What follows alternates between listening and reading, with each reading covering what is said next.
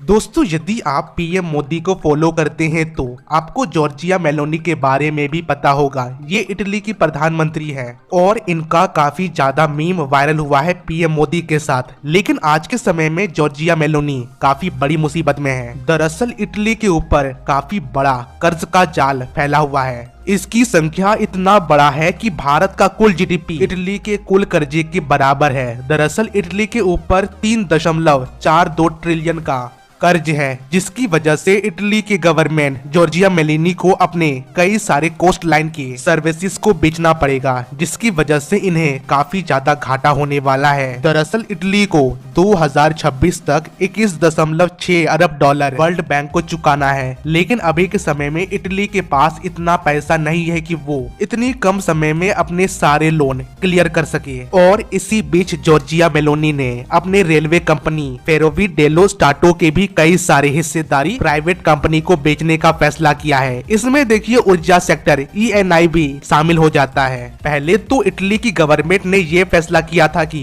जो सरकारी कंपनी है इसकी 49% की हिस्सेदारी ये बड़े बड़े उद्योगपति को बेचेंगे। लेकिन इटली के वित्त मंत्री जॉन जेट्टी के द्वारा अपनी गवर्नमेंट को ये कहा है कि यदि हम 65% से हिस्सेदारी को कम करते हैं तो हमारे पास इतना पैसा 2026 तक नहीं आएगा कि हम IMF को या फिर वर्ल्ड बैंक को 21.6 अरब डॉलर चुका सके। इसलिए इन्हें 65% की हिस्सेदारी बेचने के लिए मजबूर हो चुकी है। दोस्तों, यदि मैं बात करूं कि अभी के समय में इटली की जीडीपी कितना है तो 2.11 ट्रिलियन US डॉलर अभी के समय में इटली की अर्थव्यवस्था है। लेकिन इससे भी कई गुना ज्यादा इटली के ऊपर कर्ज चढ़ा हुआ है। लेकिन दोस्तों, मजे की बात तो ये है कि जब 2018 में जॉर्जिया मेलोनी इटली के प्रधानमंत्री की शपथ ले रही थी तब इन्होंने ये कहा था कि इटली का कोस्ट लाइन सर्विस एक कोहिनूर की तरह है, जिसे वो कभी भी किसी और के हाथ में नहीं जाने देगी।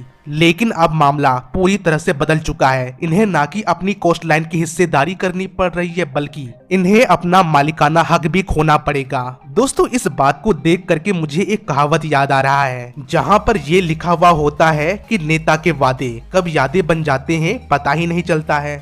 इसे आप भारत की नेताओं से भी सीख सकते हैं। हालांकि इसकी वजह से देखिए, भले ही इटली को शॉर्ट टाइम के लिए कुछ पैसा मिल जाएगा, लेकिन इसकी लॉन्ग टाइम में इटली की गवर्नमेंट को काफी ज्यादा नुकसान होने वाला है। क्योंकि ये जो coast line service, railway company की सर्विस और ऊर्जा कंपनी की सेक्टर की हिस्सेदारी बेच रही है, यदि फ्यूचर में इससे कोई मुनाफा आता है तो इस मुनाफे का 35% हिस्सा इटली की गवर्नमेंट के पास जाएगा और बाकी का पैसा कई सारे उद्योगपति के नाम पर जाएगा, जिसकी वजह से देखिए जो पैसा इटली की सरकार के पास आना चाहिए था वो नहीं आएगा। इससे लॉन्ग टाइम में इटली को नुकसान ही होने वाला है। तो दोस्तों, इस वीडियो में इतना ही। यदि आप पहली बार हमारे चैनल हिंदुस्तानी नॉलेज पर विजिट किए हैं तो वीडियो को लाइक और चैनल को सब्सक्राइब जरूर कीजिएगा। मैं मिलता हूँ किसी और वीडियो में, तब तक के लिए नमस्कार, जय हिंद।